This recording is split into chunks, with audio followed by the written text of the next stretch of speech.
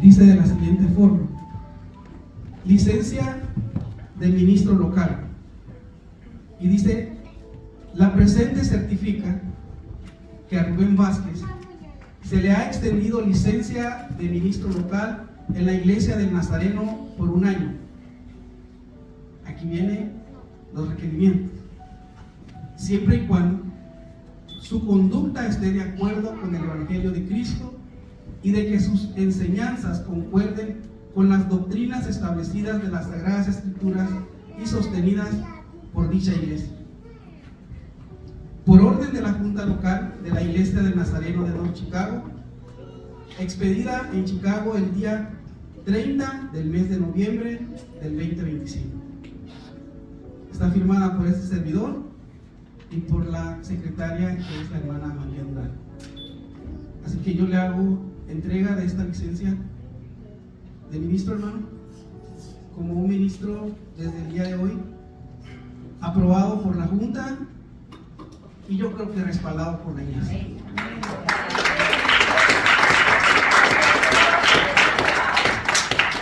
Y aquí viene lo bueno, lo que a mí no me gusta decir, pero lo tengo que decir. Así como nosotros le otorgamos esta licencia al hermano y como nosotros aprobamos su servicio y su labor dentro de la iglesia, también la iglesia, la junta y el pastor le pueden quitar la licencia si su comportamiento no es un comportamiento como la Biblia lo dice. Así que el hermano ya sabe que los beneficios que él tiene son muchos de aquí en adelante.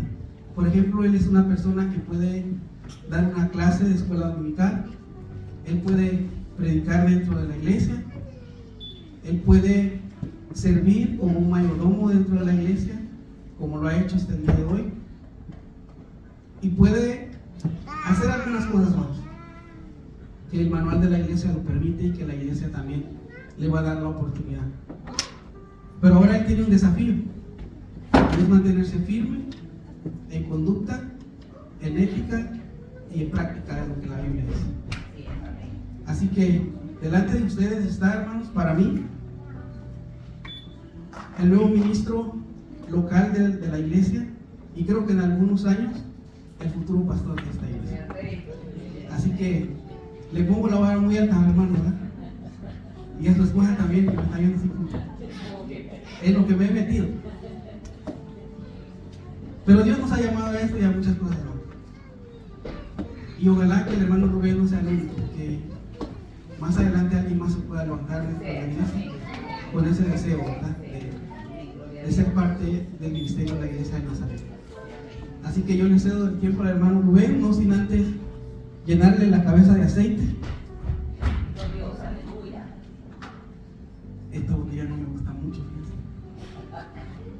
Pero bueno, es lo que hay. Vamos a ver si conseguimos alguna mejor, porque no se ve bien.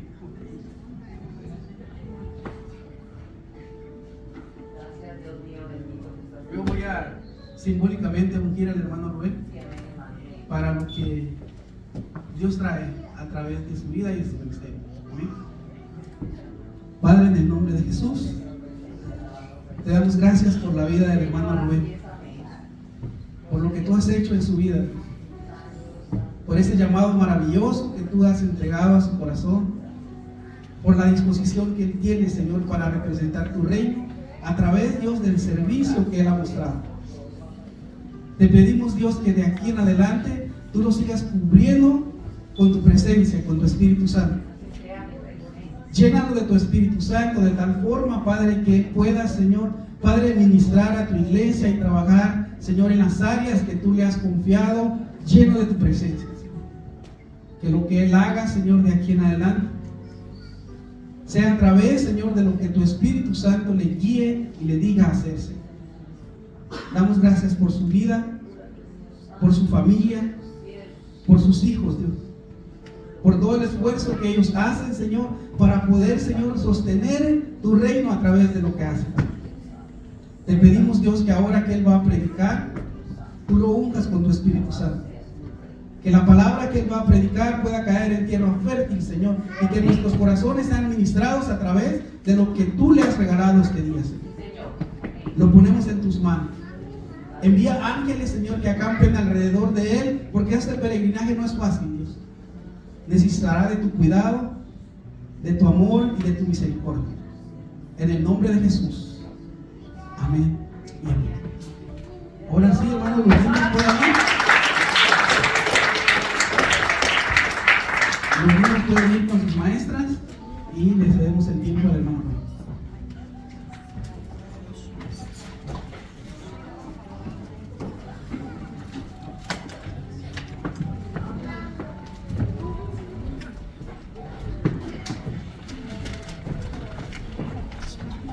Señor les bendiga, amados hermanos. Sí, ¿verdad?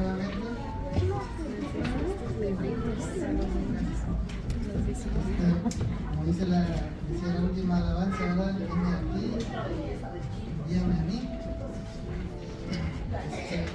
Yo solo quiero decir algo para aportar un poco más a lo que dijo. Recuerden que todos los dones, todos los talentos que nosotros tenemos son para gloria y honra de Dios. Todo es en base a eso, ¿verdad? Y claro, nosotros siempre debemos estar con esa disposición de ponerlos en práctica, no hay que guardarlos. Bueno, hoy Dios me ha puesto en mi corazón traerles un mensaje que lo he titulado ¿qué concepto tenemos de Dios? No sé si alguna vez se ha preguntado usted cómo es Dios, quién es Dios para usted. A lo largo de la historia, amados hermanos, el hombre siempre se ha preguntado, se ha imaginado cómo es Dios, ¿verdad? Siempre ha querido saber cómo es Dios. Y hoy vamos a ver ese tema. En la Biblia tenemos muchos personajes, ¿verdad? Y cada personaje tenía un concepto diferente de Dios. Algunos tenían conceptos similares, pero todos tenían una manera muy particular de ver a Dios. Y hoy vamos a ver eso. Y quiero empezar hablando de dos personajes de la Biblia, de Agar y de David. Para eso quiero que vayamos al libro de Génesis. Génesis 16, 13.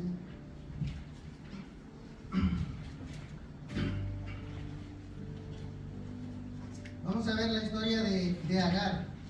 Yo sé que conocen quién es Agar, han oído de Agar. Bueno, para explicarles un poco, para no leer todo el capítulo, Agar era una sierva egipcia, ¿verdad? Era una sierva egipcia de Sarai, esposa de Abraham, que fue adquirida cuando Abraham y Sarai fueron a Egipto, ¿verdad? Debido a una hambruna que hubo en la tierra. Entonces ellos fueron a Egipto para refugiarse y Abraham le dijo a Sarai: cuando lleguemos, tú vas a decir que eres mi hermana, aunque ciertamente era su media hermana, pero la verdad que era su esposa. Pero eso lo dijo para que no lo fueran a matar, dijo Abraham, porque eres una mujer muy hermosa. Entonces, cuando llegaron a Egipto, el faraón vio a Sarai y la vio hermosa y la iba a tomar por mujer, a no ser de que Dios intervino, ¿verdad? Y le reveló al faraón. Entonces el faraón dice que le reclama a Abraham y le dice: ¿qué has hecho? ¿Verdad? ¿Qué has hecho? Es tu esposa, no es tu hermana.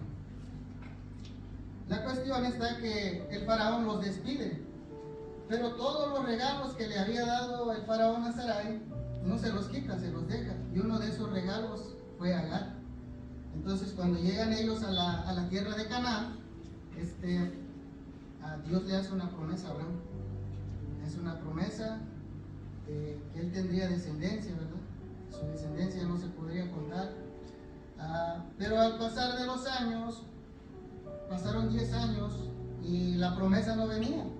Entonces a Sarai se le ocurre la idea de darle su sierva a Abraham y le dice: llégate llégate a mi sierva, tal vez por medio de ella Dios nos va a dar descendencia. Y eso era muy común en ese tiempo, que los hijos de los siervos o de los esclavos pertenecían a los amos. La cuestión es que Abraham aceptó. Entonces se mete con Agar y queda embarazada. Entonces Agar, al estar embarazada, como que se creyó más que su señora, más que su dueña. Y dice que la miraba con desprecio. Entonces Sarai le reclama a Abraham. Le dice, oye, yo te di a mi sierva. Ella misma, ella tuvo la culpa, ¿verdad? Yo te di a mi sierva y ahora me mira con desprecio, se cree más que yo. Y Abraham pues dice, se lava las manos, dice, bueno, es tu sierva, haz lo que quieras con ella, lo que tú quieras, está en tu mano. Entonces lo que hizo es que la empieza a afligir, le dio un maltrato, que Agar no resistió, y dice que huyó al desierto. Yo pienso que tal vez quería regresar a Egipto, de donde era ella. La cuestión está en que camino en el desierto, ella se encuentra con el ángel del Señor, que es una manifestación de Dios. Ya lo explicaba el hermano Giovanni en una ocasión en la escuela dominical. Venga para que aprendamos. Bueno, la cuestión es que se encuentra con Dios y Dios le dice, Agar, sierva de Sarai, ¿de dónde vienes? ¿De dónde vas? Y ella le dice, bueno, huyo de mi señora porque me aflige. Dice, bueno, regrésate, sométete a ella, porque yo te voy a dar una promesa. El hijo que tú tienes, de él voy a hacer una gran nación. Y ella le cree, y es aquí donde ella dice esto.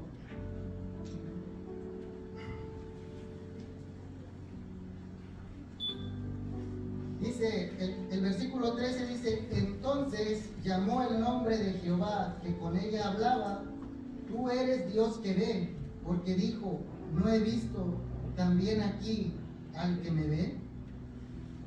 ¿Verdad? Ella amplía su conocimiento. Recordemos que el pueblo egipcio era idólatra, tenía muchos dioses, era politeísta. Entonces ellos pensaban que la imagen de su Dios, donde se encontraba la imagen, ahí estaba la presencia de ese Dios. Pero aquí Agar se da cuenta que no, que Dios está en todas partes. Entonces dice, he visto al que me ve, o sea, en cualquier lugar. Y esa palabra es la palabra roí. La palabra roí significa ver. Y también se traduce como pastor. Y esa palabra roí también la usa David en el Salmo 23, 1. ¿Alguien sabe el Salmo 23? Todos, ¿verdad? Salmo 23, 1. El Señor es mi pastor, nada me faltará, ¿verdad?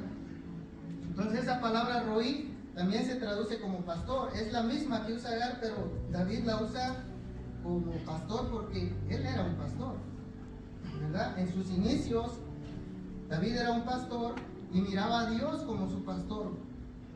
¿Por qué? Porque él miraba cómo es un pastor con sus ovejas, cómo el pastor provee para las ovejas. Él sacaba a sus ovejas a comer a pastos, ¿verdad? A los pastos, a los pastos, las traía con bien, incluso dice que llegó a pelear con osos, con leones, para proteger al rebaño, ¿verdad? Entonces David se crea un concepto de Dios como su pastor, ¿verdad? Que él ve, no se tiene que preocupar. La oveja no se preocupa de qué va a comer. La oveja no sabe si va a llegar el día de mañana y se está preocupando qué voy a comer, qué va a pasar, qué va a hacer de mí, sino que pone su confianza en el pastor, escucha a su pastor. Entonces David tenía este concepto de Dios, de que Dios era su pastor. Además tenía otros conceptos. Conforme va él creciendo, va poniendo otros conceptos más elevados de Dios, porque él decía que Dios era su protector, que Dios era su fortaleza, su refugio. Decía que era un juez justo, decía que era el rey absoluto, porque decía, tuyo es el reino, Señor. Entonces, ese concepto que tenía David de Dios es extraordinario. Tanto dice que quería construirle una casa donde habitara Dios. Pero Dios dice, ¿qué casa me vas a construir? Si el cielo es mi trono, dice Dios, y la tierra es estrado de mis pies. Mi mano hizo todas estas cosas. O sea que no hay nada que contenga a Dios, ¿verdad? Él hizo todo. Pero esto no le quita mérito a David. Y quiero que pasemos al concepto antropomórfico. Porque aquí estoy hablando de lo que responde Dios. Dice que el cielo es su trono y la tierra es estrado de sus pies. Él hizo todas las cosas por medio de su mano, ¿verdad? Dice así. Entonces, se habla de los pies de Dios. ¿Se imaginan los pies de Dios? ¿O que Dios tiene pies? ¿O la mano de Dios? Porque también en algún momento se habla del brazo del Señor. El brazo del Señor, ¿verdad? Que se representa como su fuerza, su fortaleza, la mano del Señor, que quiere decir que es la protección que tiene Él sobre su pueblo. En un salmo, en el Salmo 34:15, se habla de los ojos y oídos. Dice que los ojos y oídos del Señor están sobre los justos, ¿verdad? Y eso habla de que Dios siempre está al cuidado de nosotros, está pendiente de lo que hacemos. También se habla de una boca, de una nariz, del corazón. Incluso dice que Moisés le vio la espalda a Dios. Y eso habla del misterio que encierra Dios, ¿verdad? Pero todos estos conceptos que se habla de Dios, todos estos conceptos de atribuirle características humanas a Dios, es un concepto antropomórfico. Eso quiere decir, el concepto antropomórfico se le atribuye características humanas a Dios. ¿Y para qué lo usa la palabra de Dios? Para que lo entendamos mejor. De esta manera, Dios crea una relación más personal entre Él y el hombre. Todas estas características que se nombran de Dios con cualidades humanas son para que entendamos su palabra, para que nosotros podamos comprender las verdades espirituales de la palabra, ¿verdad? Porque en algún momento Él decía, si yo les hablo en términos terrenales y no entienden, ¿qué pasará si les hablo con palabras espirituales? Entonces esta es una manera de acercarse Dios más a nosotros, que podamos entenderlo de una mejor manera y de relacionarnos con Él. Porque sabemos que Dios es espíritu, ¿verdad? Sabemos que Dios no es materia. Es más, Él creó la materia, cosa que los científicos todavía no descubren. Tienen teorías y teorías, que el Big Bang, que una bola de masa, que se creó por otra, pero al final no llegan a una conclusión. Pero nosotros sabemos la verdad, y aquí está, dice que por medio de Él fueron todas las cosas hechas. Dice, todo lo que fue hecho fue por medio de Él, y nada de lo que ha sido hecho fue hecho, todo es hecho por Él. ¿Por qué? Porque supongamos, si Él fuera materia, pues se supondría que alguien lo creó. Entonces Él es espíritu, y si Él es espíritu, Él pudo crear la materia. Él es el agente externo que creó la materia. Entonces ese es el concepto antropomórfico. Solamente lo quería dejar claro para que podamos entender un poco mejor, ¿verdad? Pero al final de cuentas le quiero preguntar, ¿qué concepto tiene usted de Dios? ¿Qué concepto tiene de Dios? Porque hay algunos que dicen, no, pues Dios es amor, Dios es bueno. Y es verdad, Dios es amor. Porque de tal magnitud amó Dios al mundo que dio a su único Hijo, para que todo aquel que en Él crea no se pierda, mas tenga vida eterna. Dios es amor, claro. Y dicen, Dios es bueno. Y Dios es tan bueno que me pasa todas las que yo hago. Peco, y como no pasa nada, pues ya se le olvidó a Dios, decimos, o Dios está volteando hacia otro lado. Y ese concepto que tenemos está distorsionado, porque no es así, amados hermanos. Ese concepto nos crea una falsa seguridad en nosotros. Nos crea una falsa seguridad que, les voy a poner un ejemplo, como le pasó a Eva en el huerto, ¿verdad? Dice que fue tentada por la serpiente, por Satanás, por medio de la serpiente. Cuando Dios les dijo que todo árbol pueden comer del huerto, pero del árbol del conocimiento del bien y del mal no pueden comer, porque el día que coman de él morirán. Pero la serpiente vino y engaña a Eva y le dice: no morirás, no morirás. Dice: lo que pasa es que Dios no quiere que seas como él. Cuando ustedes coman serán dioses. Y entonces ella acepta, ella come del fruto, ¿verdad? Y al comer, yo me imagino que la serpiente pues dijo: ¿ves? No pasó nada, no pasó nada. Y ella ha de haber dicho: es verdad, no pasó nada. Pero sí pasó, amados hermanos, solo que no al momento. Y esa falsa seguridad que nos crea ese concepto que tenemos de que no pasó nada fue el que tuvo Eva. Y por eso, como miró que no pasó nada, dio de comer a Adán. Pero ellos no entendieron que la muerte inmediata era la espiritual. Aunque la física también iba a pasar, pero tiempo más tarde, la espiritual hizo que se desconectara de Dios. Entonces nosotros entre más pecamos, más nos desconectamos, porque dice que Adán se desconectó de Dios y tuvo miedo. Eso es lo que pasa cuando nos desconectamos de Dios. Tenemos miedo a todo. Es más, para hacer las cosas aquí a veces nos da temor. ¿Por qué? Porque no tenemos una relación fuerte con el Señor.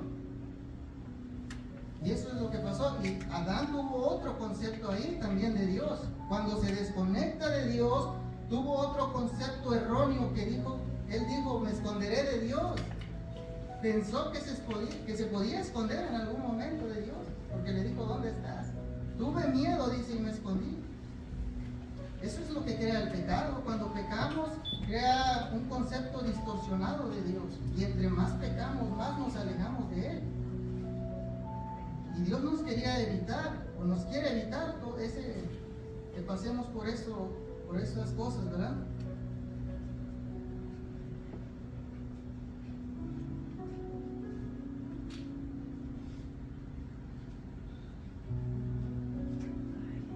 Ahora, toda esta falsa seguridad que crea el pecar, cuando fallamos a Dios, debemos ponernos a meditar, amados hermanos, porque no es que no pase nada cuando pecamos, y decimos: Dios es tan bueno, y ya se le olvidó, me pasó esta, y vuelvo a pecar, y me pasa la otra. No es así, amados hermanos. Quiero que entiendan esto, que cada vez que nosotros pecamos, no es que no pase nada por nuestros méritos, sino porque Dios es tan grande en misericordia que nos da el tiempo suficiente para arrepentirnos de nuestro pecado. Eso es lo que pasa. Otro concepto que tienen algunos de Dios es que dicen: Dios es un Dios castigador, ¿verdad? Y ese concepto yo lo escuché en mi familia por parte de mi papá cuando yo era pequeño. Al estar jugando con mis primos, al andar corriendo, nos golpeábamos. Y salía alguien de mis tías y decía: ¿ves? Eso te pasó porque Diosito te castigó. Y ese concepto tenían de Él, que Dios es un Dios castigador, que solo está esperando a que cometamos el más mínimo error para castigarnos. Todavía lo minimizaban, decían Diosito, como un Dios más pequeño. Sabemos que Dios es grande, Dios es poderoso, Dios no es Diosito. Dios es Dios. Aquí hay muchos conceptos, amados hermanos. Cada uno de nosotros, es más, tenemos un concepto de Dios diferente. ¿Verdad? Tenemos un concepto de Dios diferente. Otros lo ven como una cajita de deseos. Como decía la hermana el viernes, cuando predicaba, la hermana Azul. Que solo pedimos, pero ¿qué le damos a Dios? Entonces, nosotros también tenemos un concepto de que solo pedimos a Dios, pedimos y queremos que nos responda al momento, que nos dé todo lo que necesitamos sin hacer el más mínimo esfuerzo. Pero es un concepto erróneo también. Ahora voy a darle unos ejemplos. Perdón, ha llegado el momento de tomar un poco de agua.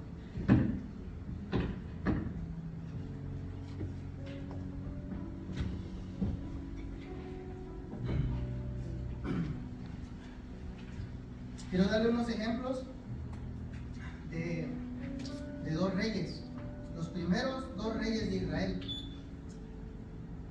fueron Saúl y David, ¿verdad? Aunque los dos fueron reyes de Israel, ellos tenían conceptos muy diferentes acerca de Dios. Ahora, vamos a empezar con Saúl. Saúl, aunque al principio reconoció la autoridad de Dios, después su corazón se desvió. Y yo siempre he dicho esto: para conocer el corazón de una persona, lo que verdaderamente hay en él o en ella, denle poder y denle dinero. Y ahí va a ver, y ahí se va a dar cuenta usted de lo que verdaderamente hay en su corazón.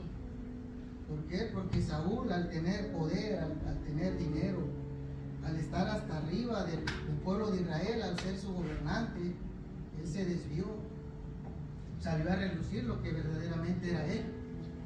¿Por qué? Porque desobedeció a Dios. Cuando Dios le dio la orden de que destruyera al pueblo de Amalek,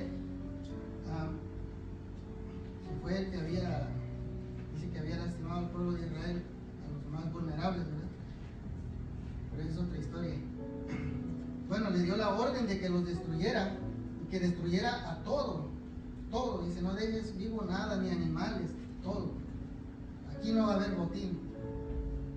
Entonces, él fue, obedeció, pero no completó la orden, no la hizo 100%, sino que no siguió, 100% las órdenes, sino que dice que perdonó lo mejor del ganado y perdonó al más importante, al rey, perdonó la vida. Y cuando llega el profeta Samuel, le dice, ¿qué has hecho? Y él dice, no, yo no fui. Fue el pueblo que les perdonó la vida a los animales. Y como no la pegó, dice esto, no, quiso cristianizarlo, quiso espiritualizarlo, digamos. Es para dar ofrendas, para dar sacrificios a tu Dios. Y claro que era su Dios de Samuel, porque a él ya lo había desechado Dios por lo que había hecho. Por eso Samuel le dice, ¿verdad?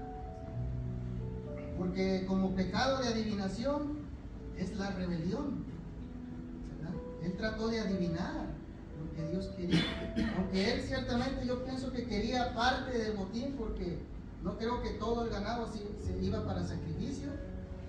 Él quiso espiritualizarlo, quiso comprar a Dios de alguna manera. Dijo, bueno, con algunos sacrificios ya contentamos a Dios.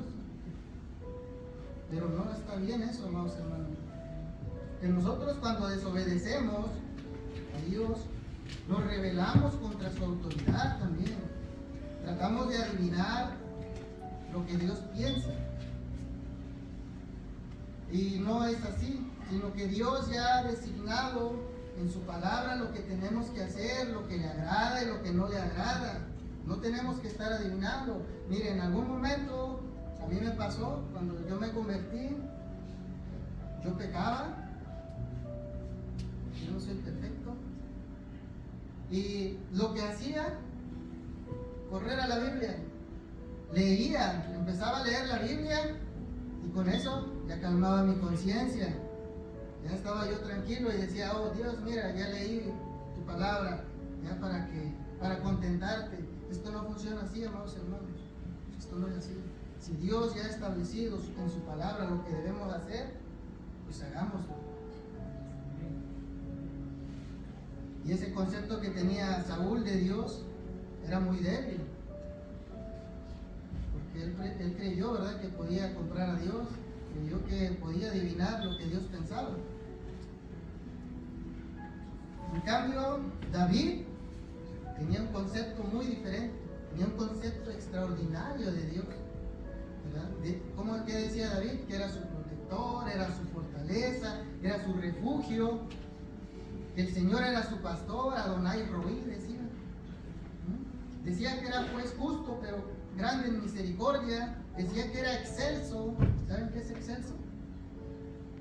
Elevado en excelencia. Ese concepto tenía David de Dios. Que está sobre todo, que es altísimo o superior a todo. Eso es excelso.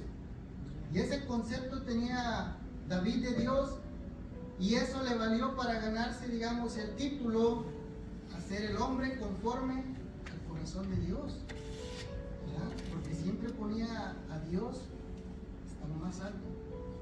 Y no es solo ponerlo, sino aplicarlo, ¿verdad? Todo esto que tenía, este concepto que tenía David acerca de Dios, también hizo que creara de alguna manera una protección a su descendencia. Que no vamos lejos con el rey Salomón, con su hijo de David. Dice que él en algún momento, aunque era muy sabio, dice que su corazón se desvió por otros dioses. Y Dios no lo eliminó, pero le dijo: te voy a dar un castigo. Te voy a dar un castigo. No lo eliminó porque era el hijo de David. Y le dijo: voy a dividir tu reino por medio de tu hijo Roboam. Te voy a quitar la mayoría de las tribus. Es más, cuando otros reyes descendientes de David fallaban, decía: y no te elimino por amor a mi siervo David. Pero todo esto se debió al concepto que tenía David y que lo aplicaba a su vida acerca de Dios, ¿no? Y fíjese, hasta le dio el privilegio de que el Mesías viniera por medio de su descendencia, por medio de la descendencia del rey David.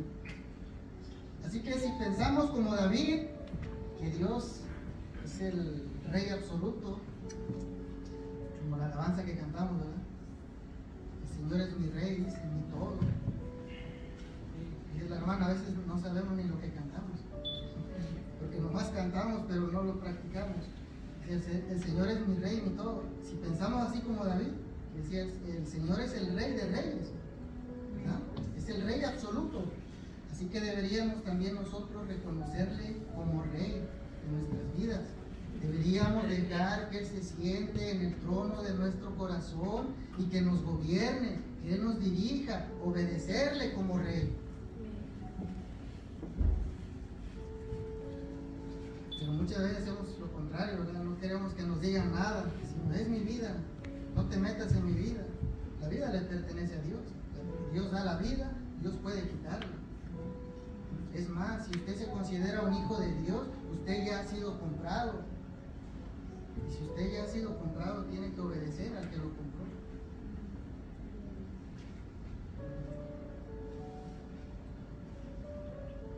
Ahora vemos que estos dos reyes tenían conceptos muy diferentes, ¿verdad? Si usted piensa como David, siempre va a ir a más, siempre va a ir teniendo conceptos cada vez mejores de Dios, porque el concepto que tenía David de Dios hizo que creara una relación con Él, de tal manera que Dios dijo en algún momento: restauraré el tabernáculo caído de David. ¿Y qué es eso? La alabanza sincera, la adoración genuina, en todo lugar, en cualquier momento.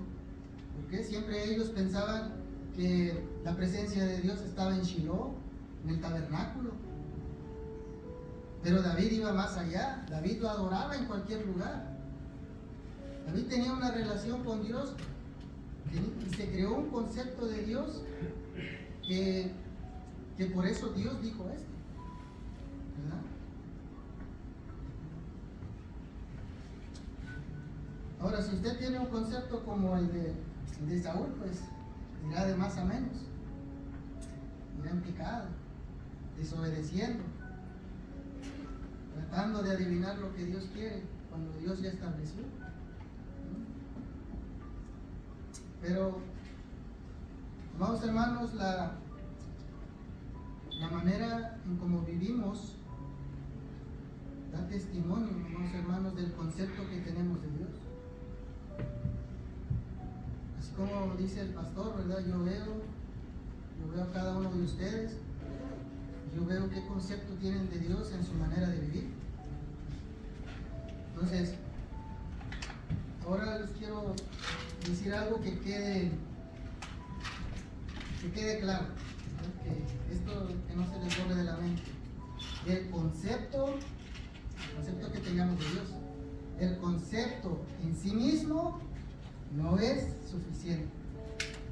Otra vez, el concepto en sí mismo no es suficiente. Y para eso les quiero dar un ejemplo. Vamos al libro de Daniel 2:47.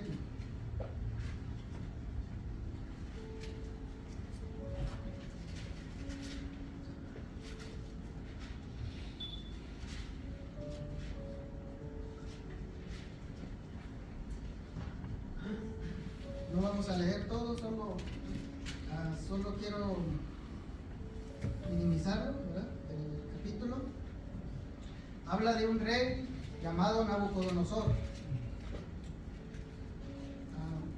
Recuerda que el pueblo de Israel fue exiliado a Babilonia con este rey.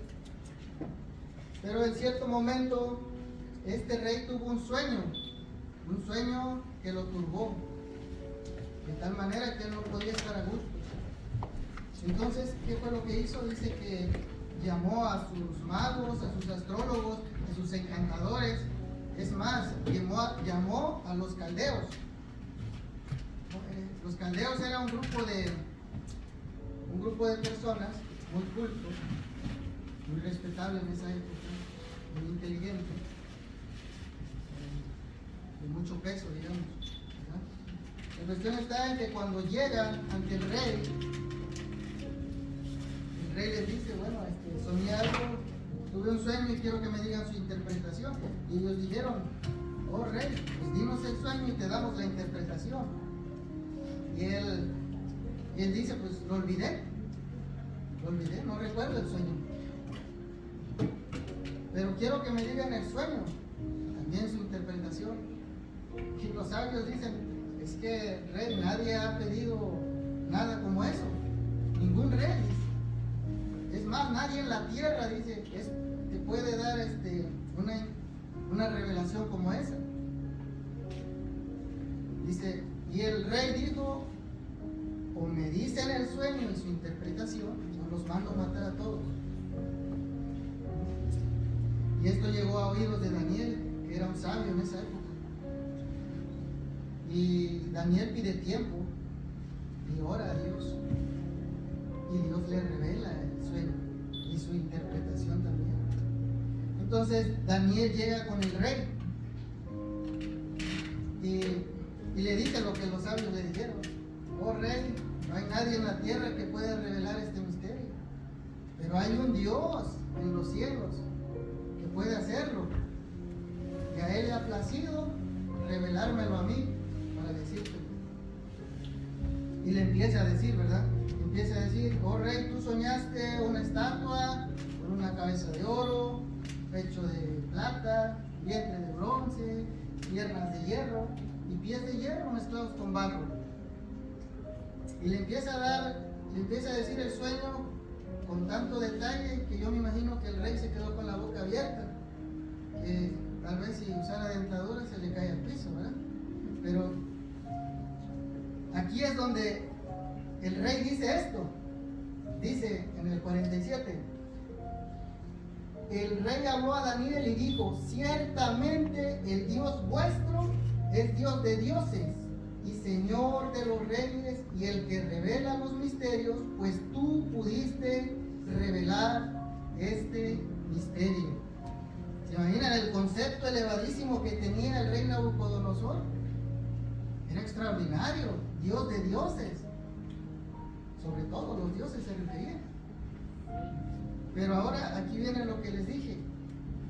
El concepto en sí mismo no es suficiente. ¿Por qué? Porque cambió el rey cuando dijo esto de Dios. El rey Nabucodonosor no cambió, al contrario, se rebeló contra lo que le había dicho Dios mediante Daniel. Le dijo Dios: tu reino solo va a ser la cabeza de oro, después vendrá otro reino. Y él dijo: no, mi reino tiene que durar para siempre. Y mandó a construir una estatua por eso, ¿verdad? Una estatua completamente de oro, para que, como simbolizando que su reino iba a durar para siempre, rebelándose contra lo que Dios había dicho. Entonces el concepto que tengamos de Dios no va a ser suficiente si nosotros no lo aplicamos a nuestra vida, a nuestra manera de vivir. Amén. Ahora, todo el concepto que tengamos nosotros, digamos, que sea excelente o elevado, pues no va a ser suficiente, ¿verdad? Porque con nuestras acciones, amados hermanos, muchas veces menospreciamos a Dios. Escuche esto: menospreciamos a Dios. Y para eso quiero que vayamos a Isaías 53:3. Isaías 53:3. Quiero leerles este versículo. Es una profecía de Isaías acerca del Mesías, nuestro Señor Jesucristo. Dice: despreciado y desechado entre los hombres, varón de dolores, experimentado en quebranto, y como que escondimos de él el rostro. Fue menospreciado y no le estimamos. Cuando nosotros, amados hermanos, no le damos la importancia a Dios, estamos menospreciándolo. Estamos menospreciando el sacrificio que Él hizo por nosotros, porque no le damos la importancia suficiente a Dios. Pensamos que solo con venir a la iglesia cumplimos, pero menospreciar es hacer menos, amados hermanos. Significa eso: hacer menos o darle menos valor a algo. Eso es menospreciar. ¿Sabe qué?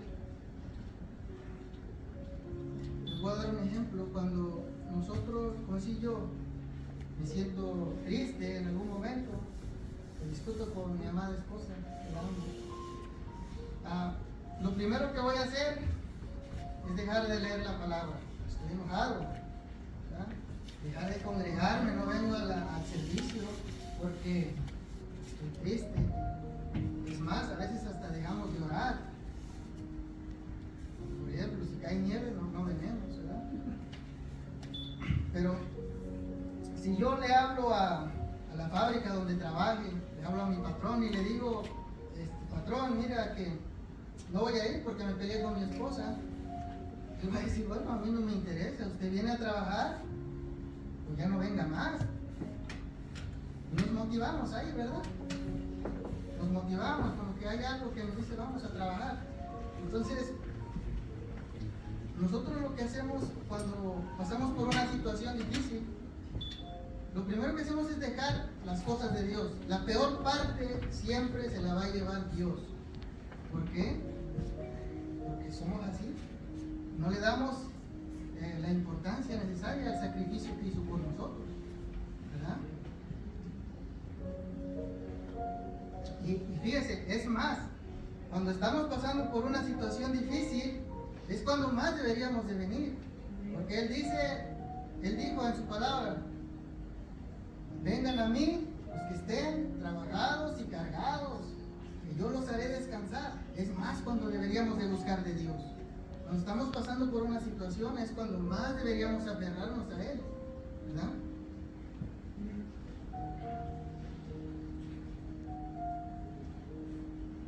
¿Y sabe, amado hermano, qué es lo más hermoso de todo esto?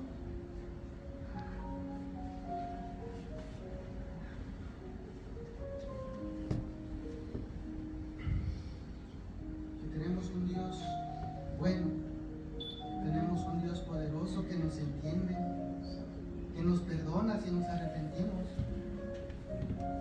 Entonces, el concepto que tengamos nosotros de Dios tiene que verse, unos hermanos, reflejado en la manera en cómo vivimos, en cómo actuamos, en cómo nos comportamos, y no solo aquí, sino allá afuera también.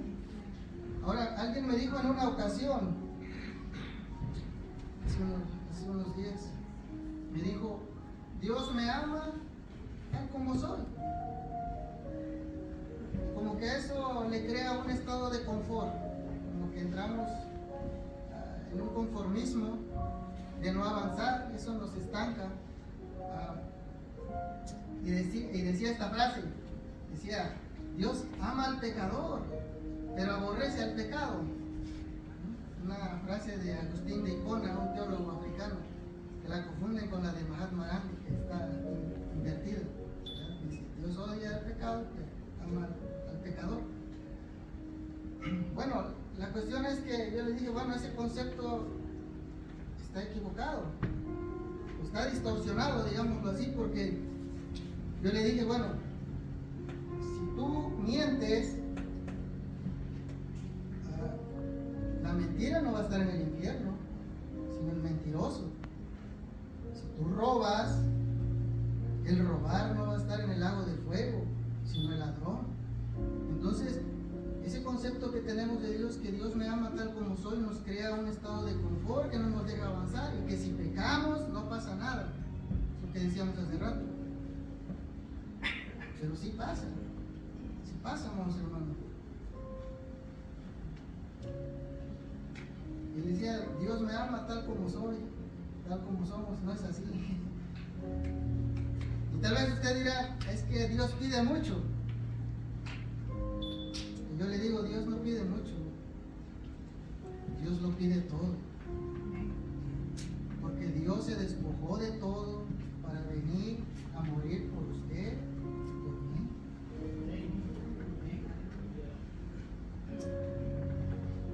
Entonces, cuando usted piense que la vida es injusta, que no recibió el trato que merecía, yo le voy a decir esto: para que la vida sea justa, amados hermanos, usted y yo deberíamos estar en esa cruz. Eso sí sería justicia. Pero Dios es tan grande en misericordia que por medio de eso estamos hoy aquí. No es por nuestros méritos. Porque el Padre, Dios Padre, trató al Hijo como si fuéramos nosotros, para que ahora nosotros seamos tratados como su Hijo. Valoremos eso. Hay que crearnos un concepto de Dios que exalte su nombre, que lo alabe, que se lleve toda la adoración a Él.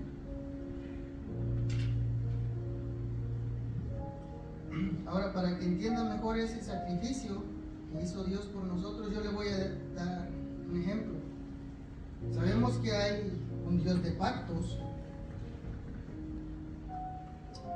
y el hombre se encarga de romper esos pactos, pero Dios permanece fiel. Cuando Dios cuando hizo un pacto con Abraham, que por medio de él dijo que serían benditas todas las naciones de la tierra, y eso nos incluye a nosotros por fe, Dios le manda sacrificar algunos animales, una becerra, carnero, una tórtola y un palomino. Le dijo, parte los animales en dos y pon una parte frente a la otra, pero las aves no las partas. Antes no había documentos para firmar, para hacer un pacto legal. Esa era una manera de hacerlo legal. Ahora lo que hacían era poner los animales partidos, y los pactantes, las personas que iban a pactar, dice que se cruzaban entre los animales partidos, y mientras iban y regresaban decían esto: si yo fallo, que mi cuerpo sea partido como el de estos animales. Pero ¿sabe qué pasó? Que dice que le vino un profundo sueño a Abraham. Y cuando él despierta dice que desciende una antorcha de fuego y que se pasea entre los animales. A Abraham no pasó, ahí no entró, sino el pacto lo hizo Dios mismo con él. Y esto no sé si le trae a la mente, como a mí se me vino a la mente, cuando Dios dice, el Señor Jesús dijo esto en la institución de la cena del Señor: este es mi cuerpo, que por vosotros es partido. Por culpa de nosotros Él tuvo que morir. Tenemos que entender eso, amados hermanos. Debemos darle el valor al sacrificio que hizo nuestro Señor Jesucristo por nosotros. No solo tener el concepto de que Dios es grande, Dios es poderoso, sino que se vea reflejado en nuestra manera de vivir.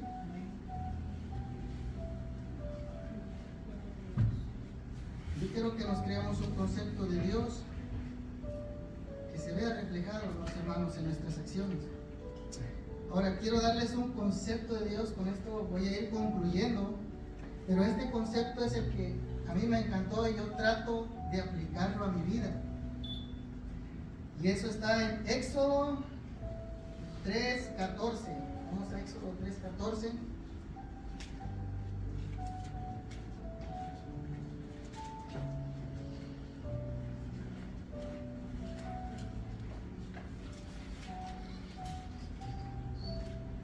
Bueno, para resumir, habla de que Dios se le manifiesta a Moisés, ¿verdad? Se le manifiesta a Moisés en una zarza y le dice: tú vas a sacar a mi pueblo, al pueblo de Israel, de Egipto, de las manos del faraón. Entonces Moisés empieza a poner excusas, pero al final de cuentas él acepta y dice: bueno, cuando llegue allá, ¿qué voy a decir? ¿Quién me envía? Y es esto que dice aquí. Vamos a leer del 13 para entenderlo mejor. Dice: dijo Moisés a Dios: he aquí llego yo a los hijos de Israel y les digo: el Dios de vuestros padres me ha enviado a vosotros. Si ellos preguntaren cuál es su nombre, ¿qué les responderé? Y respondió Dios a Moisés: yo soy el que soy. Y dijo: así dirás a los hijos de Israel: yo soy, me envió a vosotros. Este concepto me encantó. Bueno, también el hermano Giovanni ya lo dio en una clase, las letras, ¿verdad? La letra Yod, Hei, Dav, Hei, lo explicó muy bien el hermano. Pero yo quiero aportar un poco más. Recordemos que lo que tenemos aquí es una traducción de la Biblia. Es solo una traducción, hay muchas traducciones. Y sinceramente, a veces las traducciones no son 100% exactas. Ninguna traducción. Porque la palabra que se usa aquí, yo soy el que soy, se hubiera traducido mejor como yo seré el que seré. Esto yo lo busqué en una Biblia hebrea, la Tanakh, el Antiguo Testamento. Y es lo que dice, se traduce como yo seré el que seré, porque en el hebreo no hay presente para los verbos ser o estar. Si yo digo yo soy, es como si ya quedó en el pasado, ya pasó. Entonces, para el verbo ser y estar no hay presente en el hebreo. Ahora, entonces la mejor traducción sería: yo seré el que seré. Entonces, regresemos al principio, Agar. ¿Qué dijo Agar de Dios? El Señor es el que me ve. Entonces Dios dice con estas palabras: yo seré el que te ve. ¿Qué decía David? Adonai Roí, el Señor es mi pastor. Entonces yo seré tu pastor. Decía también tú eres mi escudo, yo seré tu escudo, yo seré tu fortaleza, yo seré tu juez justo. Entonces yo seré el que tenga que ser en el momento que tú lo necesites. Yo seré el que seré, ¿verdad? Si lo aplicamos a nuestra vida, si yo estoy pasando en una situación difícil, triste, Dios dice, yo seré tu consolador. Estoy pasando por una situación económica tal vez complicada, Él dice, yo seré tu proveedor, tu sustentador, yo seré el que tú necesites. Prácticamente aquí yo lo entiendo como que Él es mi todo. Amados hermanos, tenemos un Dios completo que no le falta nada. Señor, así es. ¿Y saben qué es lo más hermoso de todo esto? Que Él se manifestó al hombre. ¿Cuándo? Cuando se encarnó. Cuando vino por medio de nuestro Señor Jesucristo. ¿Verdad? Y el mismo Señor Jesucristo dijo, se presentó como Dios en algún momento. Cuando los fariseos lo encaraban por lo que predicaba, le decían que él era samaritano, que tenía demonio, y él le decía, su padre es el diablo. Dice, no, nuestro padre es Abraham. Dice, si su padre fuera Abraham, me amaría. La cuestión está en que dice, ¿acaso eres tú? Dice, mayor que nuestro padre Abraham, porque Abraham murió y Moisés murió y los profetas, y tú dices que si creemos en tu palabra no moriremos. Dice, ¿acaso eres tú mayor que nuestro padre Abraham? Dice, dijo el Señor, Abraham vio mis días y se gozó. Dice, no tienes ni 50 años, le dijeron los fariseos, y conociste a Abraham. Y aquí viene lo que yo les quiero decir. Esta frase. De cierto os digo, antes que Abraham fuese, yo soy. Tal vez no se entienda muy bien en el español, pero miren, hay dos palabras para decir yo soy en el hebreo. Las palabras, las que se usan son es Ani y Anoji. Una se usa para el yo personal, si yo soy Rubén, uso Ani, yo soy Rubén, y para cualquier persona. Anoji se usa como para una forma más solemne, más elevada, y esa se le atribuía a Dios. Anoji.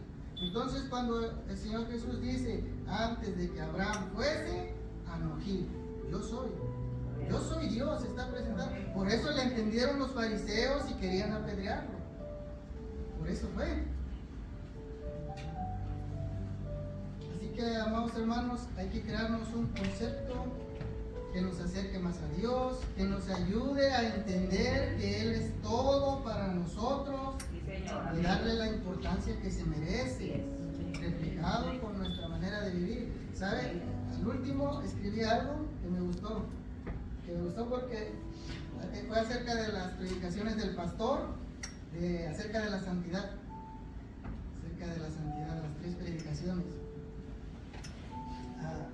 Quise compartírselo porque se lo voy a explicar de esta manera, porque el concepto que tenemos de Dios se va a ver reflejado en nuestra manera, en cómo estamos siendo santificados.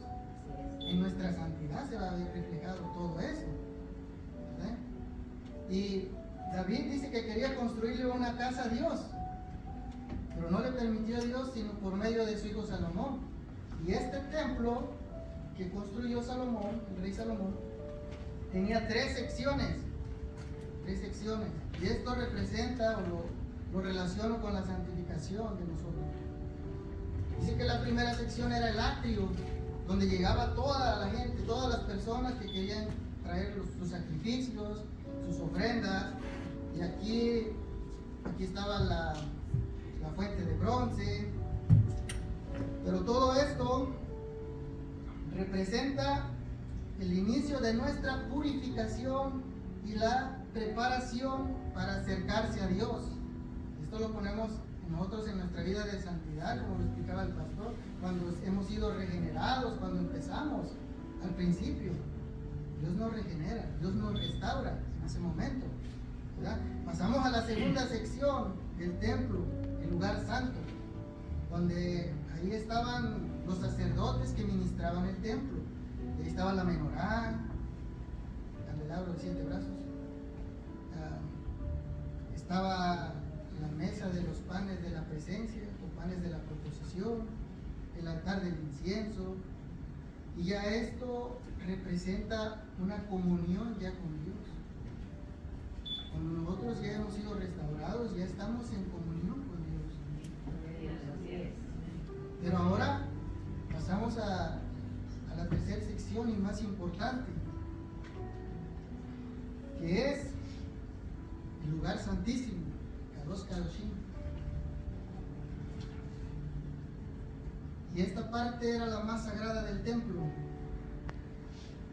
Ahí estaba el arca del pacto, que representaba la misma presencia de Dios, la Shekinah. Y aquí, amados hermanos, tenía el sacerdote, solo entraba un sumo sacerdote una vez al año. Para eso se preparaba todo el año para poder entrar ese día, para la expiación del pueblo, de los pecados. Y aquí, amados hermanos, tenía que entrar con temor, con temblor, porque si se le encontraba una mancha al sacerdote, algo por ahí que haya escondido, ya no salía vivo. Los tenían que amarrar para poder sacarlos, o si caía muerto. Entonces, nosotros anhelamos llegar a una entera santificación. Claro, podemos entrar hoy al lugar santísimo porque se ha roto el velo, pero no entramos por nosotros, sino por medio de nuestro Señor Jesucristo. Porque se imagina, con el relajo que traemos en nuestras vidas, poder entrar ahí, pues, ahí quedamos, amados hermanos. Ahora, yo les digo, hermanos, que la libertad que Dios nos ha dado, no la convirtamos en libertinaje. Hay que tener un concepto, como les digo, que se vea reflejado en nuestras vidas. Y el pueblo, amados hermanos, que conoce a su Dios, se esforzará, ¿verdad? Y actuará. Así que este es el mensaje que les traigo el día de hoy. Gracias a Dios. Quiero dar siempre toda la gloria a Dios, porque por Él estamos aquí. Oremos. Padre, yo te doy gracias, Señor, en este día. Gracias, Padre eterno, porque me has permitido, Señor, traer este mensaje, Señor. Has puesto en mi corazón, Señor. Yo solo soy un instrumento, Señor, en tus manos. Yo quiero darte la gloria a ti, Señor, porque me has usado, Señor, conforme a tu voluntad, Padre eterno. Ayúdanos, Señor, a crearnos un concepto de ti, Señor, que se vea reflejado en nuestras acciones, en nuestra manera de vivir, Señor. Te pido, Señor, por cada uno de mis hermanos, Señor, que están aquí presentes, que este mensaje, Señor, haya servido para edificación de sus vidas, Padre eterno. Que no solo se quede este concepto, Señor, que tenemos de ti en palabras o en pensamientos, Señor, sino que lo practiquemos, Señor, con nuestra manera de vivir, Padre eterno. Gracias te doy, Señor. Gracias, Señor, te doy porque tú, Señor, me das la sabiduría necesaria para compartir tu palabra. Gracias, Dios, porque todo gira, Señor, alrededor tuyo, Señor, y no somos nosotros, sino a tu nombre da gloria, Señor. Oh Padre eterno, te alabamos en este día, y que la gloria y la honra sea para ti por los siglos de